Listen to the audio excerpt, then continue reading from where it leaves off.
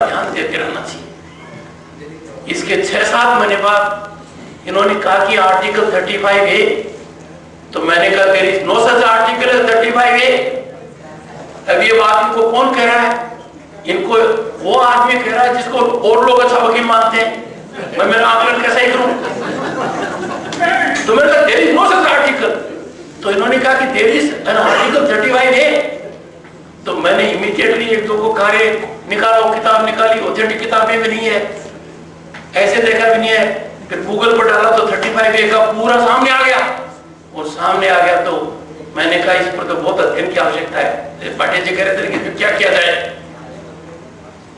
तो ये विषय मित्रों एक ऐसा है कि 370 और कश्मीर प्रॉब्लम, इसकी जानकारी देश को नहीं है। यदि अगर मेरे जैसा व्यक्ति इतना अनभिज्ञ है तो मैं मान सकता हूं कि बहुत से लोगों को तो कुछ जानकारी नहीं है। और अविनाश राय खन्ना जी ने जो बात कही, आदमी अंदर से रो सकता है कि ये क्या सब तमाशा हो रहा है। हम इस देश के नागरिक हैं। मैं जबलपुर ट्रेन से गया, अमरकंटक एक्सप्रेस से आए, और मैं उस फर्स्ट AC के डिब्बे में बैठ गया। वैसे तो वकील लिटिगेंट के आधार पर चलते हैं, पर अब एक्स-एमपीज को ये फैसिलिटी लाइफ लॉन्ग अवेलेबल है। मतलब unlimited travel in first AC x-MP का अवेलेबल है। और वो शुरुआत मैं जब पार्लियामेंट के फिर था तभी कराई थी अविनाश राय। तो मेरे पास एक आदमी फोतेदार सरनेम से बैठ गया। इस सरनेम वो फोतेदार, तो फोतेदार बैठ गया। तो थोड़ी देर के बाद मेरे को ध्यान में आया कि मैं डिनर नहीं लाया था। ये वो ट्रेनर आदानी की तरह नहीं है, उसमें कुछ मिलता नहीं है। तो उसने कहा कि why don't you share whatever I have with you. उससे हमारा रेपो हो गया और 4 के कुप्पे में हम 2 ही रह गए। तो मैंने कहा क्या करते हो? उसके 2-3 दिन तक मैं नॉर्मल नहीं हुआ। उसने कहा क्योंकि फोतेदार सरनेम का मतलब कश्मीरी पंडित, कौल फोतेदार सरनेम तो बिल्कुल झटका दे देते हैं एकदम ही। राजस्थान के आदमी को और भी ज्यादा झटका।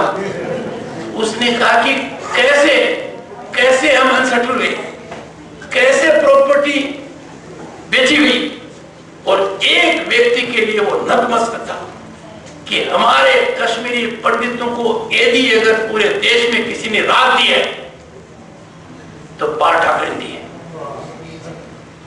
और कहा कि उसने एजुकेशनल इंस्टीट्यूशंस में जो कोटा किया है उसकी वजह से आज तक हमारे बच्चे पढ़ रहे हैं। मैंने बिल्कुल ये पता, शायद मैं गलत सही नाम दे रहा हूं, वही होंगे। और उन्होंने कहा कि कैसे प्रॉपर्टी थी वो सदा के लिए चली गई। फिर मैं एक मुकदमे की पैरवी के लिए जम्मू एंड कश्मीर हाईकोर्ट गया। जम्मू के अंदर सिटिंग थी। उन्होंने कहा कि साहब जो अधिवक्ता एडवोकेट जनरल हैं जो हमारे बहस कर रहे हैं वो थोड़े बाहर के लोगों को पसंद नहीं करते। ये मुझे इंडिकेट कर दिया था। मैं खुद मेरी बार का 33 साल की उम्र में हाईकोर्ट बार का अध्यक्ष रह चुका हूँ, बार काउंसिल भी रह चुका हूँ। तो मैंने कहा तो बहुत अच्छा क्या मुझे बता दिया। And I straightway had an excellent rapport with him कि I will not argue, you argue the case। मतलब नहीं sir, you will have to argue, you are much senior। No, मैंने कहा you take the। नतीजा क्या हुआ कि chief justice की बेंच थी, उन्होंने कहा कि नहीं नेक्स्ट टाइम सुनेंगे। बार में आगे मैंने 2 सवाल पूछे। मैंने कहा एक तो ये बताइए कि what are the changes you are seeing around Jammu which is part of Jammu and Kashmir। तो एक तो कहा कि साहब property is being sold, they come and they take it, there is a heavy reduction. तो मैंने कहा आप तो माइनॉरिटी हो और प्रधानमंत्री कह चुके हैं minority has the first right on the resources of the nation. As advocate why don't you act? उन्होंने कहा यहां कुछ पॉसिबल नहीं है। सेकंड उन्होंने इशू कहा कि there is increasing depletion in the share of government service from this sector and to an amazing degree, very good lawyers। तो मैंने कहा समस्या तो भयानक है।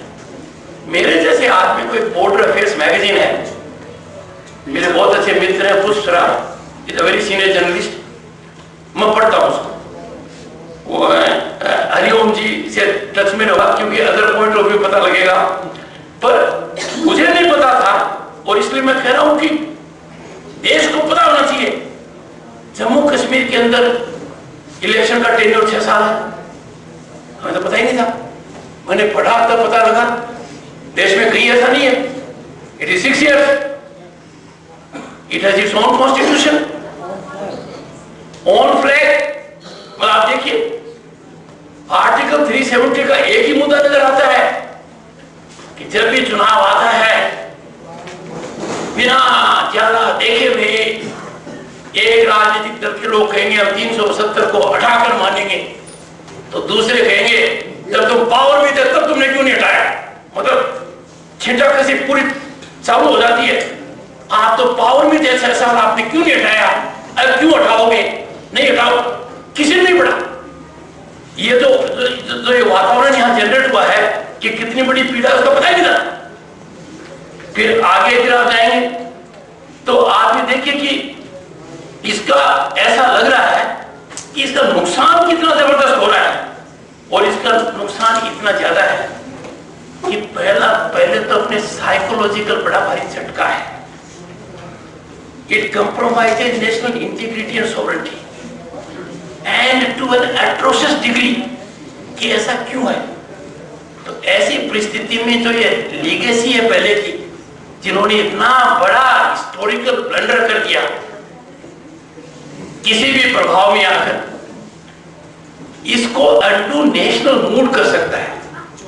और नेशनल मूड के लिए सबसे फंडामेंटल चीज है you must know about it. यदि अगर एक बार पता लग गया कि क्या है तो मैं समझता हूं कि ये होना चाहिए। अविनाश राय खन्ना जी ने एक बात कही, तो क्या, तो बोला कि ठंडी खा लूंगा।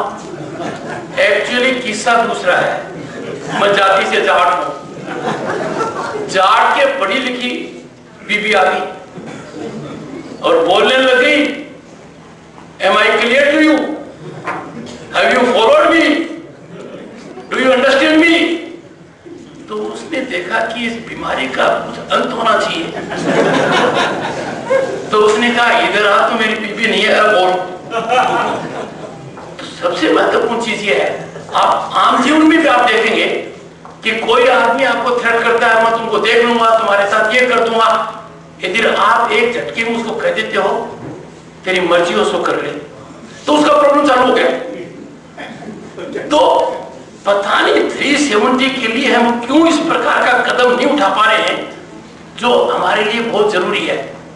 कितनी पीड़ा मन में होती है कि एक नवयुवक राजनीतिक दल से जुड़ा हुआ है, वो नेशनल फ्लैग वहां पर फहराना चाहता है, पर मुश्किल काम, इजाजत नहीं दी जाएगी। ये क्या हो रहा है। तो मेरा इसमें 2 सुझाव है, और पहला मेरा सुझाव यह है कि मैं विषय से बिल्कुल दूर इसलिए हट गया कि विषय के बारे में अविनाश राय जी ने, खन्ना जी ने और राजीव पांडे जी ने इतना ज्यादा कह दिया। विवेक ठाकुर जी ने मुझे जरूर कहा कि आप प्रश्नों का जवाब दे दो। मैंने कहा a senior advocate will focus only on his job, will never handle something else. मेरा काम दूसरा था। मेरा ये है, पूरे देश को जियोग्राफिकली बांटिए, वो आपको बताने की दरकार नहीं है, और उसमें ऑडियंस ऐसा रखिए जो 75% अपने लोगों से जुड़ा हुआ नहीं हो, और वो आने के बाद उनको एक अच्छा कंपेंडियम भी दीजिए, और ऐसा कंपेंडियम मत दीजिए जो भाटिया जी के समझ में आए, हरिओम जी के समझ में आए, ऐसा नहीं अपने इंजीनियर ऑथर के समझ में आए, ऐसा नहीं साधारण आदमी के समझ में आने वाला। ये वाला नोट भाटिया जी का हैवी डोज मैंने पढ़ लिया है चलते चलते, थोड़ा आपका पेपर था उसमें। आम आदमी की भाषा में समझ में आ जाए और पता लगता है कितना बड़ा दर्द है, तो मैं समझता हूं कि एक बहुत अच्छा देश में वातावरण बनेगा। और जब वो वातावरण हो जाएगा, फिर कुछ वर्नाकुलर मीडिया के अंदर, मीडिया में अच्छे आर्टिकल्स आने चाहिए। मुझे उस इंटरप्रिटेशन का नहीं पता था जो दिलीप दुबे ने और विक्रमजीत ने कहा, और जो इन्होंने ये बताई बात विचित्र कि ये पूरी घटना तो अराइज ही आर्टिकल 370 की अक्टूबर 1949 में थी और कॉन्स्टिट्यूशन हो गया था 26 नवंबर को। क्यों हुआ एक तो ऑब्वियसली है, फिर जो टेम्परेरी, ट्रांजिशनल और स्पेशल तो बाद में ऐसा बता दिया। ये बातें आनी चाहिए, लॉयर्स को आनी चाहिए, पॉलिटिशियंस को आनी चाहिए। मुझे याद है, मैं अविनाश राय खन्ना जी को कहूंगा, हर एमपी ओथ लेता है लोकसभा में, राज्यसभा में, oath I will live up to constitution, जो भी है। जब अपने 60 साल हो गए थे कॉन्स्टिट्यूशन के, जम्मू एंड कश्मीर का एक एमपी कहता है भूल जाओ, एंड आई हर्ड हिम से इट लाइक इन लोकसभा, भूल जाओ आर्टिकल 370 परमानेंट है। अरे ओथ ली है इस कॉन्स्टिट्यूशन की जो कह रहा है कि टेम्परेरी है, और कोई नहीं बोल रहा है। कम से कम कोई पॉइंट ऑफ ऑर्डर रेज करेगा। मैंने कहा किसी ने पॉइंट ऑफ ऑर्डर रेज नहीं किया। तो with due respect to Avinash Rai Khanna ji, parliamentarians इस मामले में बड़े भारी इग्नोरेंट हैं। उनको भी इस बारे में एजुकेट करना है, और कम से कम उनको तो जरूर एजुकेट कर देना है जो एजुकेशन के खिलाफ नहीं है। अंत में मैं ये कहूंगा, ये एस्टेब्लिशमेंट बहुत अच्छा है, मेवाड़ इंस्टीट्यूट, इनका राजस्थान से कोई लगाव भी है, और इन्होंने मुझे तो अपने घर का मान लिया, क्योंकि बाकी सत्रों के अंदर शुरुआत होने से पहले मौके मिले थे, हमें तो नहीं मिले। मुझे सभी है जब कोई घर का आदमी है।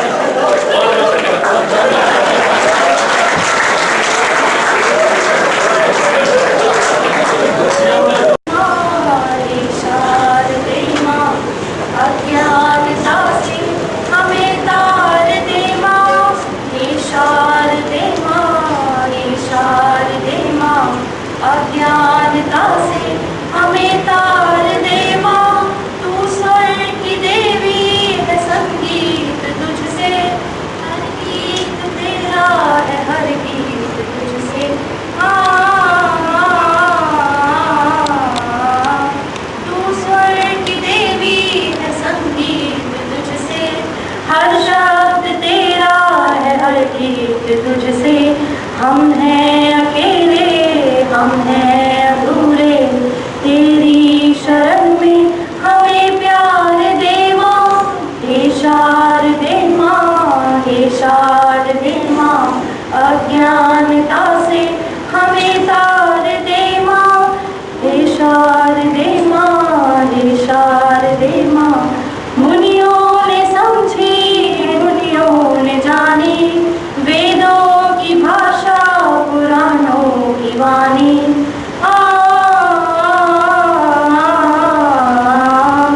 मुनियों ने समझी है, दुनियों ने जानी, वेदों की भाषा, पुराणों की वाणी। हम भी तो समझे, हम भी तो जाने, हम भी तो समझे, हम भी तो जाने। विद्या का हमको अधिकार दे माँ, हे शारदे माँ, हे शारदे माँ। अज्ञानता से हमें तार दे माँ, हे शारदे माँ, हे शारदे माँ। तू श्वेत वर्णी कमल पे विराजे, हाथों में वीणा मुकुट सर के साजे।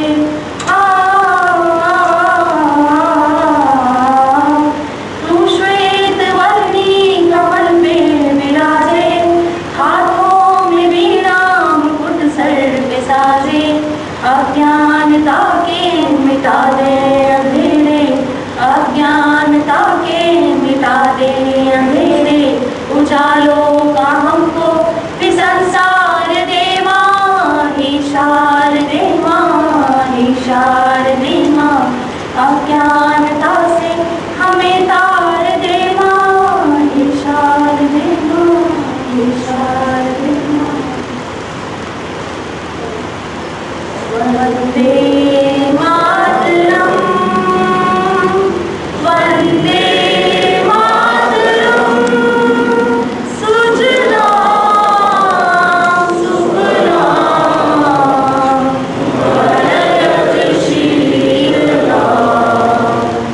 सस्यश्यामलां मातरम् वन्दे मातरम् शुभ्रज्योत्स्ना पुलकितयामिनी पुलकसुमितद्रुमितशोभिनी सुहासिनी सुमधुरभाषिणी सुरलां वरदां मातरम् वन्दे मातरम् वन्दे मातरम्। भारत माता की भारत माता की भारत माता की जय हिंद। वोट क्लास और ऐसी एरियाज में बहुत काम कर चुके हैं और कॉन्स्टिट्यूशनल लॉ, एडमिनिस्ट्रेटिव लॉ और ह्यूमन राइट्स के बहुत अध्ययन किए हैं और हर एक कोने दुनिया के हर एक कोने में गए हैं और उनके अध्ययन बहुत लीडिंग इंस्टीट्यूशन में हुआ है, जैसा मैक्स प्लैंक फेलो थे और उसके एल्यूमिनी है और अभी प्रेजेंट की आपने professor of law national law school law university Jodhpur में है और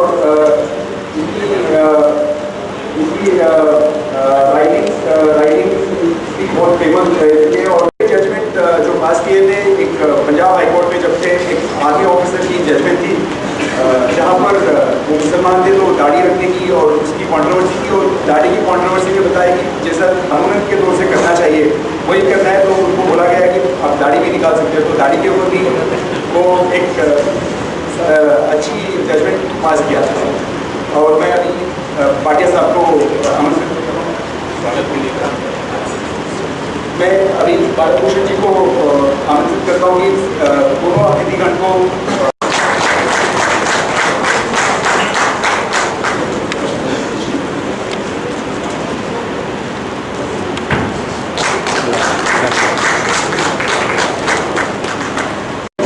और जम्मू और कश्मीर की पर्सपेक्टिव से क्या हुआ है और ये बहुत चर्चना की पेल्बिसाइड के बारे में वो पूरा बाटिया श्री अरुण जी तथा अन्य मित्रगण, मेरे लिए प्रसन्नता की बात यह है कि अधिवक्ता परिषद जिसके साथ मैं काफ़ी वर्षों से जुड़ा रहा सब बंधुगण के साथ एक पुनर्मिलन हो रहा है जैसे भरत और राम का होता है। इसके लिए मैं अरुण जी का आभारी हूँ कि उन्होंने ये सुअवसर दिया इस पुनर्मिलन के लिए, इसलिए अरुण जी आपका धन्यवाद करता हूँ।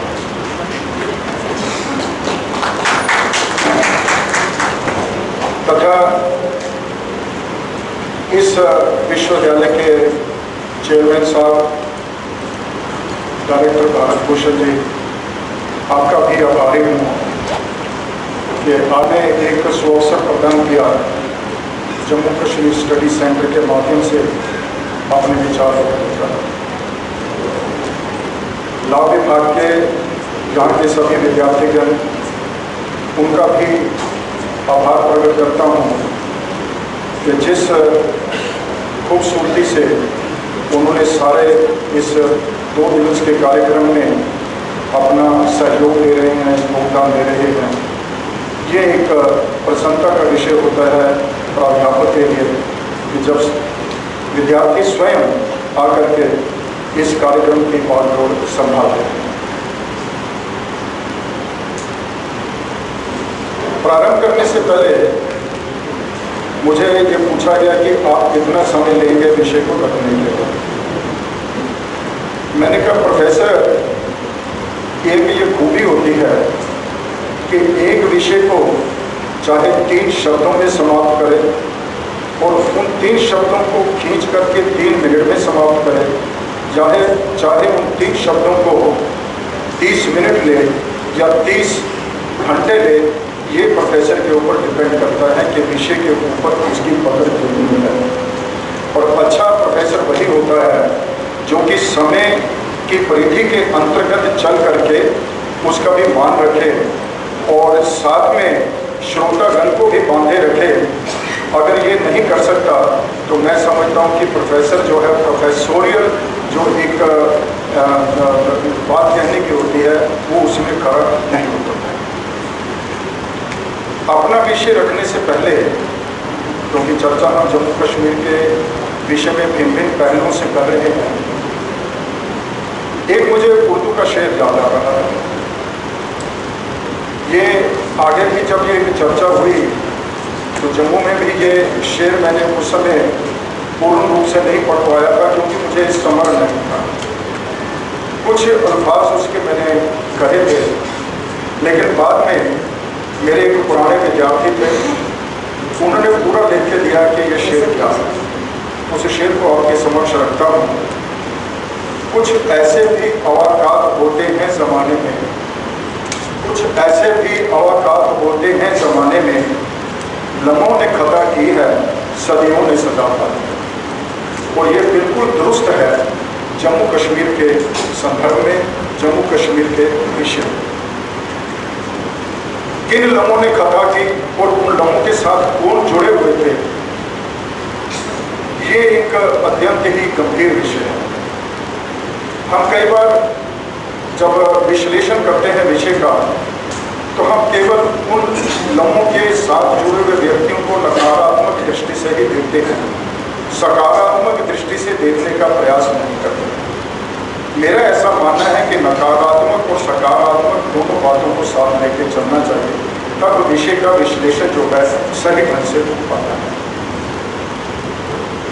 इसके पूर्व एक यहाँ पर बैठक थी, अरुण जी ने कहा कि भाई जी आप हमें इस विषय पे तैयारी करें कि यूएन सिक्योरिटी काउंसिल के रेजोल्यूशंस हैं, उनका आज के संदर्भ में, आज के परिप्रेक्ष्य में क्या उचित है। इसलिए मैंने हामी भर दी, धीरे धीरे विषय तैयार करता गया, क्योंकि पहले उसके सारे डॉक्यूमेंट्स जो हैं उनको अध्ययन करना पड़ता है, विषय बिंदुओं को निकालना पड़ता है और उसके पश्चात उनका विश्लेषण करना पड़ता है सही दिशा में, ताकि एक जो संदेश है वो सही ढंग से समाज के सामने जाए। कई बार मुझे NLU जोधपुर में, जहाँ पर इस समय मैं विजिटिंग प्रोफेसर हूँ, वहाँ क्लास वगैरह होने के पश्चात, रिसर्च होने के पश्चात लैपटॉप लेके बैठ जाता था।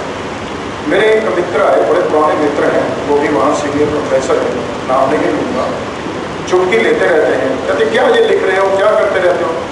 मैंने कहा ऐसा है भाई, इस विषय पे लिख रहा हूँ, utility and relevance of united nation security councils resolutions relating to Jammu Kashmir in the present scenario. कहने लगे कि तुम जम्मू एंड कश्मीर क्यों नहीं लिखते, जम्मू कश्मीर क्यों लिखते हो। मैंने कहा मेरी मान्यता ये है कि जम्मू एंड कश्मीर करने से जो एंड शब्द है, हम पहले ही ये इस विषय को मान लेते हैं कि जैसे जम्मू और कश्मीर अलग अलग है, इसलिए मैं एंड शब्द का प्रयोग नहीं करता। जम्मू और कश्मीर, ये जम्मू कश्मीर है, इसलिए मैंने कहा कि मैं ये लिखता हूँ। कहते लगे इसका क्या औचित्य है, what is the utility and relevance. एक जो 65 साल पुराने रेजोल्यूशन है, इसके ऊपर काफ़ी लिखा जा चुका है। मैंने उन्हें उत्तर दिया, हम डेली कॉन्स्टिट्यूशन के ऊपर क्लासेस लेते हैं, डेली रूम भी करते हैं, और हम ये जानते हैं कि टेक्स्ट बुक है कॉन्स्टिट्यूशन की, विद्यार्थी जो है केसला भी पढ़ लेंगे, फिर हमें पढ़ाने की क्या ज़रूरत है। 45 वर्ष से लगातार हम पढ़ाते जा रहे हैं, 7 वर्ष से आप पढ़ा रहे हैं, हम ये सारे काम बंद कर देते हैं। कहने का अभिप्राय ये है, आज से 65 साल संयुक्त राष्ट्र संघ के जो एक सिक्योरिटी काउंसिल है, उसके विषय में तब के विचार उस समय के लिए औचित्य था। आज के संदर्भ में उनका औचित्य जो है वो डिफरेंट प्रकार से हो जाता है, भिन्न प्रकार से हो जाता है। इस दृष्टि से हो जाता है कि आज हमारा जम्मू कश्मीर का काफ़ी भाग जो है पाकिस्तान ऑक्युपाइड जम्मू कश्मीर है, ये दुर्भाग्य की बात है। चाइना ऑक्युपाइड जम्मू कश्मीर है, ये दुर्भाग्य की बात है। पाकिस्तान 47 से लेकर के आज तक भिन्न भिन्न प्रकार के खेल जो है भारत के विरोध में कश्मीर को मुद्दा बना करके करता रहा है, ये एक बात है। उधर से चाइना जो है वो अपना खिलवाड़ कर रहा है, उधर से बांग्लादेश है वो अपना खिलवाड़ कर रहा है, उधर से श्रीलंका है वो अपना खिलवाड़ कर रहा है, उधर से अफगानिस्तान है वो अपना खिलवाड़ कर रहा है, और साथ में ऊपर से देखा जाए तो अपना रशिया है वो अपना खिलवाड़ कर रहा है। इन सब के बीच में घिरा हुआ जम्मू कश्मीर का प्रदेश, जो कि भारत गणराज्य का एक अभिन्न और शाश्वत इम्यूटेबल शाश्वत अंग है, उसके ऊपर इतना खिलवाड़ हो रहा है। स्वाभाविक रूप से भारत को एक बड़ा रणनीति स्ट्रेटेजिक अप्रोच बना करके हमें आज के संदर्भ में, आज के परिप्रेक्ष्य में उत्तर तैयार करने हैं, प्रपत्र तैयार करने हैं। इसके लिए जम्मू कश्मीर स्टडी सेंटर जो एक निबीड़ा उठाया है, मैं समझता हूँ कि पहली बार स्वतंत्र भारत में जम्मू कश्मीर के विषय में रणनीति क्या होने चाहिए, राजनीति क्या होने चाहिए, विधिक विषय क्या होने चाहिए, अंतर्राष्ट्रीय विषय क्या होने चाहिए, संवैधानिक रूप से किस प्रकार से हम इन सबको एक स्ट्रेटेजिक रूप में इन सारे जितने भूखंड में जो जिन देशों के नाम लिए और अंततोगत्वा आकर के यूरोपियन यूनियन का एक खेल है, अमेरिका का अपना खेल है, यूके का अपना खेल है, इन सबको हमने कन्फ्रंट करना है। इसके लिए हमारे अगर डॉक्यूमेंट्स सही दिशा में तैयार होंगे तो हम एक सक्षम रूप से अपने भारत के नागरिकों को तैयार करके समाज में ला करके खड़े कर देंगे। इसलिए इन विषयों का अध्ययन जो है, गहरे रूप में अध्ययन जो है ये और शोध जो है ये अति आवश्यक बन जाता है। ये नहीं है कि 65 साल पहले एक अध्ययन हो गया तो आज के संदर्भ में हम ना करें। ये विषय तब तक रहेगा जब तक पीओ के जो है और सीओ के जो है पुनः भारत में वापस नहीं आ जाता, ये विषय तब तक रहेंगे। इसलिए इन विषयों पे आज के छद्म युद्ध में जो कि पाकिस्तान ने प्रॉक्सीवाद छद्म युद्ध छेड़ रखा है, उनसे मिलने के लिए और उनसे एक प्रारूप करने के लिए और उनको सही दिशा में उत्तर देने के लिए ये विषय जो है अत्यंत गंभीर के बन जाते हैं। इसलिए इनका औचित्य जो है यूटिलिटी और रेलेवेंस बन जाती है। और मेरे एक मित्र हैं, रात को हम बस में इकट्ठे जा रहे थे, उन्होंने एक प्रश्न किया था। मैं समझता हूँ कि आपके प्रश्न की संतुष्टि जो है प्रारंभ के शब्दों में हो गई होगी। स्लाइड वन हाँ, अपना विषय जो स्लाइड के अनुसार चलते हुए मैं संक्षिप्त रूप में उसको मैं एक आंग्ल भाषा में एक प्रॉवर्ब जो है वो यूज करता हूँ, an ocean within a tear, यानी संक्षिप्त को आंग्ल भाषा में एक प्रॉवर्ब है an ocean within a tear. उसको संक्षिप्त रूप में उसका सारगर्भ क्या है मैं आपके समक्ष रख देता हूँ। किस प्रकार से हमारी जर्नी जो है, ये यात्रा जो है ये प्रारंभ हुई। सबसे पहले United nation security council resolution 3 है, फिर United Nations commission for India and Pakistan जिसे हम कहते हैं UNCIP, उसके रेजोल्यूशंस। इनके पश्चात exchange of letters between prime minister of India and chairman of UNCIP। कुछ हमारे डाउट थे UN सिक्योरिटी काउंसिल के रेजोल्यूशन 1 पे, रेजोल्यूशन 2 पे, और उसके ऊपर उन डाउट्स को, उन शंकाओं का समाधान के लिए ये पत्र जो था एक्सचेंज हुए। इसलिए ये एक जर्नी आ जाती है। समाधान जब नहीं हो सके तो प्राइम मिनिस्टर और उसके 2 एमिसरीज जो थे उनके साथ UNCIP के चेयरमैन और उनके एक एमिसरी थे, इनके बीच आपस में बैठक हुई और बैठक में विचार विमर्श क्या हुआ उसको 2 एड मेमोरी बोलते हैं। एड मेमोरी नंबर 1 और एड मेमोरी नंबर 2, ये आकर के सारे जो नोट्स थे वो रिकॉर्ड किए गए। और इन 2 रिकॉर्ड के बाद फिर जाकर के UNCIP का लास्ट रेजोल्यूशन हुआ और उसके बाद पाकिस्तान जो है अपने खेलों से ग्रीड टू एक्वायर कश्मीर, जैसे राजे महाराजों का कश्मीर की घाटी जो है वो एक प्यार का एक वो स्थान हुआ करता था, जैसे हम कहते हैं सुरा, और साथ में मदिरा और साथ में अन्य प्रकार के जो जितने भी व्यभिचार हो सकते थे, कश्मीर घाटी उनके लिए था। पाकिस्तान एक लालची देश है क्योंकि जिस देश का निर्माण भारत के भूखंड से एक घृणा के नाम से शुरू हुआ होता है, वो देश जो है उसका लालच जो है कभी नहीं समाप्त होता है, वो लालच लगातार चलता रहता है। Therefore, Pakistan has always the greed to grab that particular thing by hook or crook, by one means or another means, under one pretext or other pretext, ये उसकी अप्रोच रही है। इसलिए 65 में फिर उसने युद्ध छेड़ दिया अगस्त में। उसका परिणाम ये हुआ ताशकंद डिक्लेरेशन 1966। पाकिस्तान ने अपने वादे पूरे नहीं किए, तब भी खेल खेलता रहा। 71 में फिर युद्ध छेड़ा और अंततः गदवा आकर के शिमला एग्रीमेंट 1972 हुआ। इसलिए इस विषय को समझने के लिए utility and relevance of united nation security council resolution along with UNCIP resolutions, along with 2 aid memoranda, along with this your particular Tashkent declaration, and lastly Shimla this agreement 1972, इनका एनालिसिस करके तभी हम इस विषय के अंत में पहुंच सकेंगे, परिणाम स्वरूप पहुंच सकेंगे कि भाई क्या इनका औचित्य है आज के परिप्रेक्ष्य में कि नहीं है। इसलिए ये एक जो जर्नी है, ये एक यात्रा जो है, ये 48 से शुरू होकर के 72 तक रही और अब भी ये छद्म युद्ध जो है चलता जा रहा है। इसलिए इस विषय को संक्षिप्त रूप में आपके समक्ष रखना है।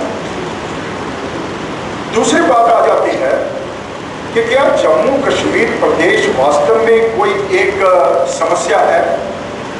मैंने प्रारंभ में अपनी स्लाइड जो 1 है इसके ऊपर ये दर्शाने का प्रयास किया है विश्लेषण रूप से, वो ये है कि United nation security council resolutions 1948 and 49 have outlived their utility. These resolutions have the least utility and relevance in the present scenario. आज के परिप्रेक्ष्य में इसका औचित्य कुछ भी नहीं है। The reasons are not far to seek. इसके क्या कारण हो सकते हैं? What is called the Jammu Kashmir problem?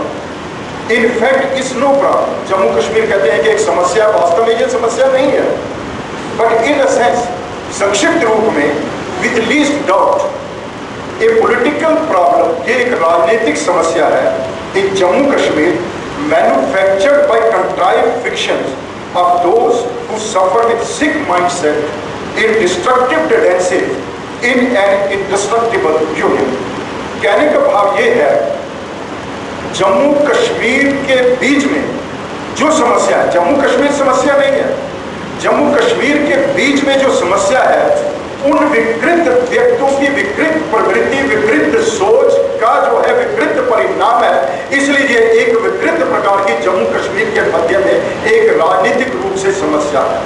चाहे वो राजनीतिक कुछ लोग जो हैं जिनके हाथ में ये सारा खिलौना बना हुआ है, प्ले फिंगर खिलौना है, 4 घराने हैं जिनके हाथ में ये खिलौना बना हुआ है, सारे भारत को रैंसम करके रखा हुआ है और सारे विश्व को रैंसम करके रखा हुआ है। इसलिए मैंने शब्दों का प्रयोग किया है, they have tried to make the world believe the truth of their lives, यानी उनके झूठ की जो सच्चाई है, झूठ के बीच में सच्चाई नहीं है, लेकिन अपने झूठ को सच्चाई का माध्यम बना करके पूरे विश्व की जनता को ये गुमराह करने का प्रयास 47 से लेकर के आज तक करते रहे हैं। इसलिए ये समस्या है। इसलिए इस समस्या का समाधान और इस समस्या का उत्तर देना जो है वो हमारा एक परम कर्तव्य बन जाता है। इसलिए इस विषय को मैंने लिया है। आगे है जम्मू कश्मीर के बीच में समस्या कैसे हुई। ये प्रारंभ हो जाती है 20 अक्टूबर 1947 को। ये स्लाइड जो है ये 3 पे आए, 7 और 8, 9, 12 पे आए। ये समस्या जो है 20 अक्टूबर 1947 को जब पाकिस्तान ने जम्मू कश्मीर जो भारत का एक अभिन्न और शाश्वत अंग है, उसके ऊपर हमला किया। हमला करने वाले कौन थे? अफरीदीज, जिन्हें ट्राइब्स में कबाली, पाकिस्तान की armed forces in plain clothes, Pakistan की आर्मी और पाकिस्तान के वो व्यक्ति जो प्लेन क्लोथ में आकर के उन्होंने एक इंट्रूजन किया, एक अग्रेशन की। इसके पश्चात अब महाराजा तथाकथित महाराजा हरि सिंह जी के पास भारत के साथ इंटीग्रेशन करने, विलय करने के अतिरिक्त कोई भी और नहीं रह गया। अतः उन्होंने क्या किया, 26 अक्टूबर 1947 को भारत के साथ अनकंडीशनल, बिना किसी शर्त के इंस्ट्रूमेंट ऑफ एक्सेशन साइन करके भिजवा दिया। इस विषय पे एक बात आपके ध्यान में लाना चाहूंगा कि इंस्ट्रूमेंट ऑफ एक्सेशन जो कि government of India act 1935, Indian independence act 1947 के अंतर्गत जो एक विचारधारा बनी थी, क्योंकि मैं कैबिनेट मिशन प्लान 1946 को नहीं ले रहा क्योंकि वो ना ही एक्ट था, वो एक मेमोरेंडम था, इसलिए उस विषय को मैं नहीं ले रहा। अब ये जो इंस्ट्रूमेंट ऑफ एक्सेशन आया सामने, वो उसमें कोई कंडीशन नहीं थी। 570 जितनी प्रिंसिपल स्टेट थी भारत में, उनके लिए भी यही इंस्ट्रूमेंट ऑफ एक्सेशन था। महाराजा हरि सिंह जी ने भी वही इंस्ट्रूमेंट ऑफ एक्सेशन साइन करके केंद्र सरकार को भेज दिया और कहा कि मेरे राज्य में, उन्होंने शब्दों का प्रयोग किया जो साथ में पत्र भेजा था, a grave situation has arisen in my state, therefore I am signing voluntarily this instrument of accession with this and I request the government of India to send its armed forces to protect our state and protect the honor, property and dignity of the people of my state। ये उनका था, शब्द का प्रयोग किया, grave situation has arisen, ये शब्दों का आप ध्यान रखें। और उसके पश्चात इंस्ट्रूमेंट ऑफ एक्सेशन, तब के गवर्नर जनरल जिनको पावर थी माउंटबेटन, उन्होंने इसको स्वीकार कर लिया। 27 अक्टूबर 1947 के हस्ताक्षर है इंस्ट्रूमेंट ऑफ एक्सेशन के ऊपर।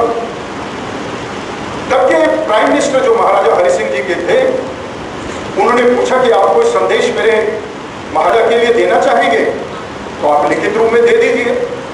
वो पत्र जो है लॉर्ड माउंटबेटन का, वो उन्होंने भेमचंद महाजन जी को दिया, जो लेकर के आए, और उसमें क्या लिखा था, on account of special circumstances prevailing in the state, this is the policy of my government to ascertain the wish of the people through plebiscite। ये plebiscite शब्द पहली बार आया, इंस्ट्रूमेंट ऑफ एक्सेशन में plebiscite नहीं लिखा है। ये मैं सारी बातें इसलिए आपके समक्ष रख रहा हूं क्योंकि यूएन सिक्योरिटी काउंसिल रेजोल्यूशन में, यूएनसीआईपी रेजोल्यूशन में किस प्रकार से ये शब्द आए हैं, इसलिए ये विषय मैं आपके समक्ष रख रहा हूं। मेरा ये मानना है, मैंने आगे भी ये बात कई बार कही है, कल मेरे मित्र ने मुझे याद दिलाया और मैं उनका शुक्रगुजार करता हूं कि मेरी पुरानी बात को उन्होंने याद रख के मुझे याद दिलाया। मैं भूल गया था, मित्र सामने ही बैठे हैं, कि आपने एक बार एक प्रॉवर्ब कही थी लैटिन भाषा में, जो क्या थी, मैंने कहा मॉर्टिस कम पर्सोना, जिसका भाव ये है कि व्यक्तिगत प्रॉमिस जो है व्यक्ति के मृत्यु के साथ ही समाप्त हो जाते हैं। इसलिए ये लेटर जो था लॉर्ड माउंटबेटन ने जो महाराजा हरि सिंह के लिए भेजा, कंडीशन लगा करके to ascertain the will of the people through plebiscite, ये इंस्ट्रूमेंट ऑफ एक्सेशन में नहीं था। लॉर्ड माउंटबेटन की मौत के साथ ही ये लेटर जो है वो भी खत्म हो जाता है। इसलिए mortis cum persona, that personal letters giving personal promises die with the death of a person, इसलिए उनका औचित्य आज के परिवेश में, आज के संदर्भ में नहीं रह जाता है। ये प्लेबिसाइट और बाकी कंडीशन जो है नहीं रह जाता है।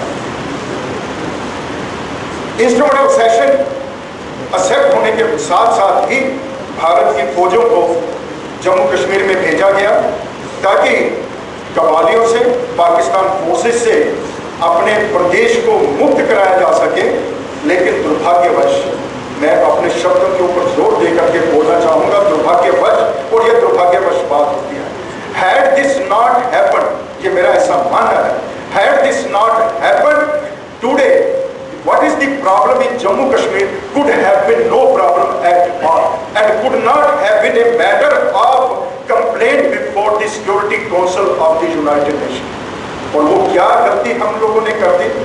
Declaring unilateral ceasefire.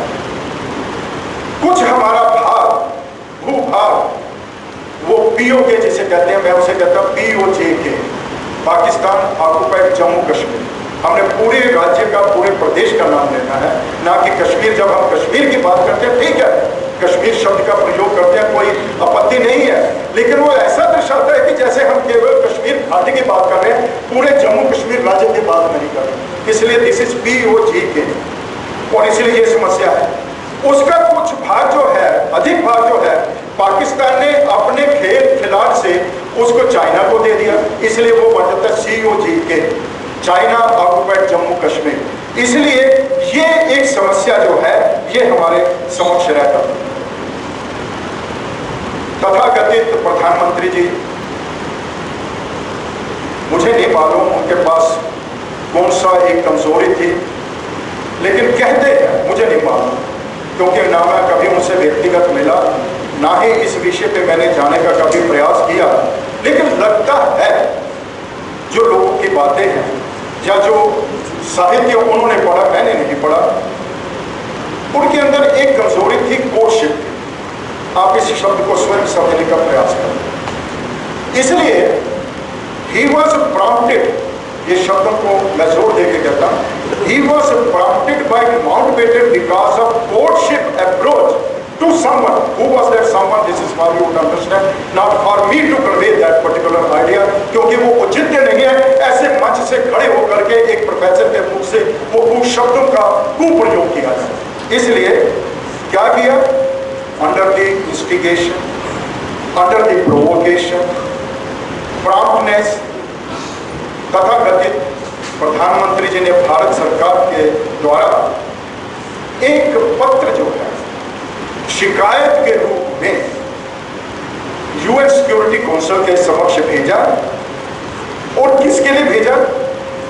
कि what was the situation in JK prevailing at that moment.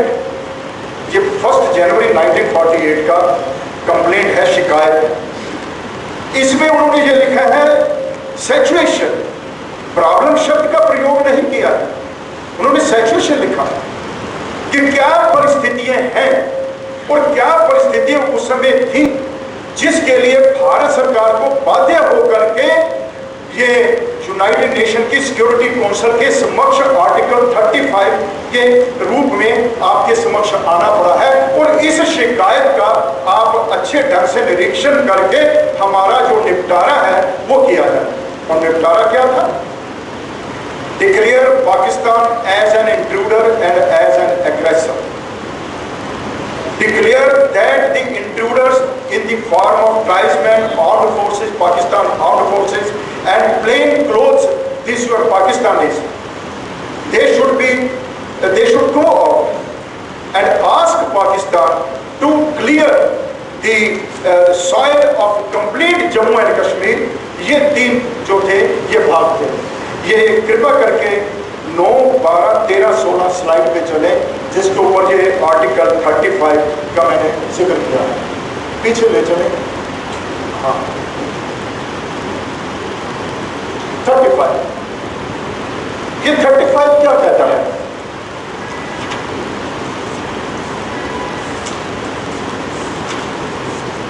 Article 35 of the UN Charter 1945 has to be read with Articles 11, 12 and 14. Article 35 of the UN Charter encapsulates the pacific settlement of disputes or any situation or in respect of any matter, the continuance of which is likely to endanger the maintenance of international peace and security. ये 35 का संक्षिप्त रूप में सार है। यानी कोई भी मेंबर स्टेट जो UN का है, वो UN सिक्योरिटी के काउंसिल के पास शिकायत लेके जा सकता है अगर सिचुएशन उसके भाग में इस प्रकार से तैयार हो गई है कि which is not only a threat to the security, to the life, to the integrity, to the defense of that particular country, but ultimately it leads to a threat to the security and peace of international relationship. इसलिए 35 है। 11 और 12 के अंतर्गत क्या है? ये विषय जो है 9 पे आ जाइए, स्लाइड नंबर 9 पे। Articles 11 and 12 inter alia relate to functions and powers of the General Assembly of the United Nations. These articles, mutatis mutandis, empower the General Assembly to take into consideration the general principles of cooperation that every member state of the UN has to live in, principles of cooperation in the maintenance of international peace and security amongst member states, and may call the attention of the Security Council to situations which are likely to endanger international peace and security. ये 2 article हैं, 35, 11 और 12, slide 12. A plain reading of these articles culminate that India brought to the attention of the Security Council the situation created by Pakistan in the state of Jammu Kashmir that was an imperative threat to the security of the state and life, dignity and property of the people of the state, and consequently a threat to international peace and security. ये संक्षिप्त रूप में UN charter के 3 articles का है। इसके पश्चात आ जाता है आर्टिकल 40, स्लाइड नंबर 13। 40 जो है वो कॉन्सिक्वेंशियल प्रोविजन है। अब उसका हिंदी में मुझे उपयुक्त शब्द याद नहीं आ रहा, क्षमा प्रार्थी हूं आप सबसे। कॉन्सिक्वेंशियल स्टेप जो है सिक्योरिटी काउंसिल ने क्या ले हैं जब उसके समक्ष शिकायत है। The consequential steps taken by the security council were in terms of article 40 which inter alia relate to the action taking process on the complaint under article 35 by the Security Council with respect to threats to the peace, freedom